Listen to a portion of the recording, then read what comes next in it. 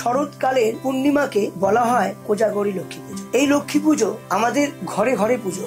আমরা বাঙালি লক্ষ্মী পুজো না করলে আমরা শান্তি পাই। আমরা জানি প্রতিটা বৃহস্পতিবার লক্ষ্মী পুজো করি, কারণ লক্ষ্মী আমাদের বাড়িতে থাকা আবশ্যক। কারণ মা লক্ষ্মীর আশীর্বাদ না থাকলে ধন সম্পত্তি অর্থ কোথা থেকে আসবে? স্বয়ং মা লক্ষ্মী তো দেবেন। তাই শরৎকালের কোজাগরী লক্ষ্মী পুজোর তিথিতে বিশেষ ক্রিয়া পদ্ধতির দ্বারায় এই টোটকা যদি করা যায়, তাহলে মা লক্ষ্মীর আশীর্বাদ, সুখ শান্তি সমৃদ্ধি, ব্যবসা বাণিজ্য, অর্থ, আমরা মায়ের আশীর্বাদ আমরা পাবো। তাই এই লক্ষ্মী পুজোর তিথিতে হলুদ বস্ত্রের ওপরে স্বয়ং মা লক্ষ্মীকে আমরা বসাবো। সাথে 108টা পদ্মের বীজ আমরা বিনে মশলা দোকান থেকে অথবা মুদিখানার দোকান থেকে সংগ্রহ করি। এই 108টা পদ্মের বীজ ঘি এবং সিঁদুর দিয়ে আর একটু হলুদ দিয়ে ভালো করে লেপন করে একটি একটি করে পদ্ম বীজের মধ্যে আমরা একটি একটি করে টিপ দেব এবং মায়ের কাছে প্রার্থনা করব যে মা, আমাদের অর্থনৈতিক জায়গায় আমরা বড় দুঃখী, আমরা জর্জরিত, অর্থ আমাদের থাকছে না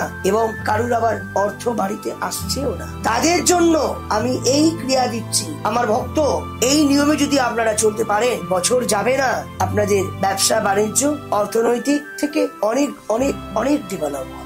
মন্ত্র কি পাঠ করবে, ধূপ বাতি কর্পূর দ্বারায় যে যেরকম ভাবে পুজো করবেন। এই 108টি পদ্ম বীজ আপনি মা লক্ষ্মীর চরণে নিবেদন করে বলবেন ওম শ্রী শ্রীয়ে নমঃ, ওম শ্রী শ্রীয়ে নমঃ, ওম শ্রী শ্রীয়ে নমঃ। একটি করে পদ্ম বীজ নেবেন আর মা লক্ষ্মীর চরণে নিবেদন করুন। এইভাবে 108টি আপনি মা লক্ষ্মীকে নিবেদন করবেন আর মনস্কামনা।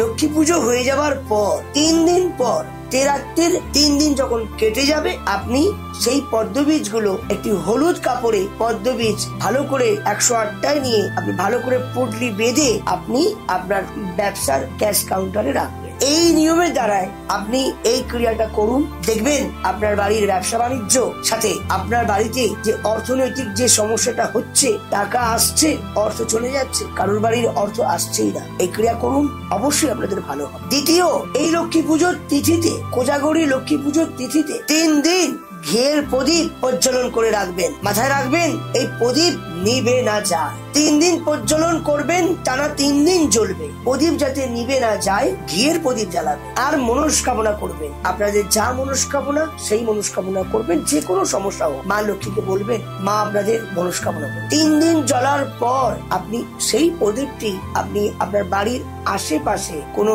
জলাশয়, গঙ্গায় বা পুকুরে বা প্রতিষ্ঠিত পুকুরে আপনি সেই প্রদীপটি মা লক্ষ্মীর নাম করে প্রদীপটি আপনি গঙ্গায় ভাসিয়ে দেবেন। বছর যাবে না, আপনার যে মনস্কামনার জন্য কাজটা করেছেন, সাথে সাথেই আপনি 72 ঘন্টার ভেতরে একটা পজিটিভ রেজাল্ট পাবেন। মা লক্ষ্মীর কৃপায় আপনাদের পরিবারে সুখ শান্তি সমৃদ্ধি আসুক, মায়ের কাছে প্রার্থনা করুন। জয় মা।